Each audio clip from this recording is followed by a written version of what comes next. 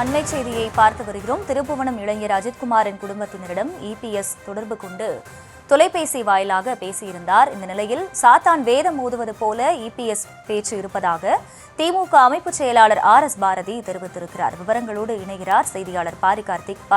வணக்கம், ஒரு விவரங்கள்.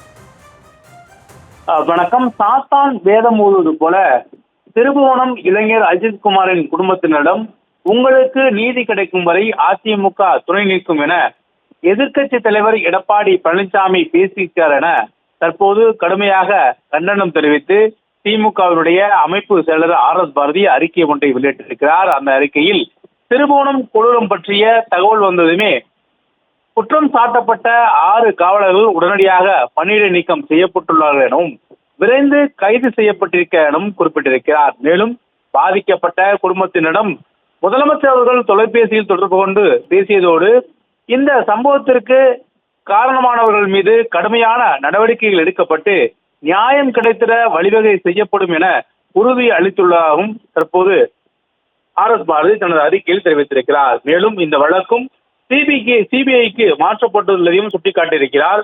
மேலும் அது மட்டுமின்றி திருப்புவனம் இளைஞர் அஜித்குமாரின் சகோதரர் நவீன்குமாருக்கு அரசு பணி வழங்கியதோடு மட்டுமின்றி அவர்களின் கோரிக்கைகள் அனைத்தும் உடனடியாக நிறைவேற்றப்பட்டுள்ளது என்றும் சம்பவம் நடைபெற்ற 2 நாட்களில் சட்ட ரீதியாக இத்தனை நடவடிக்கைகள் எடுத்தும் தமிழ்நாடு அரசின் வரலாற்றில் நிகழாதவை என்றும் இன்று அதை நிறைவேற்றி காட்டியிருக்கிறார் தமிழ்நாடு முதலமைச்சர் என்றும் சுட்டிக்காட்டியிருக்கிறார்.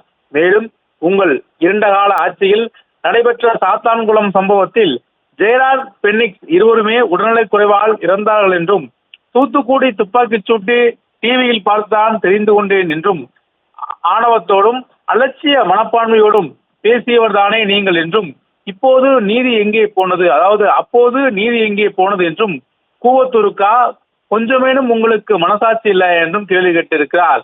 உங்களின் கண்துடைப்பு நாடகங்களை யாரும் இனி நம்ப மாட்டார்கள் என்றும் இனியாவது நிறுத்திக் கொள்ளலாம், நீதியை நிலைநாட்ட என்றும் RS பாரதி அறிக்கை வெளியிட்டிருக்கிறார்.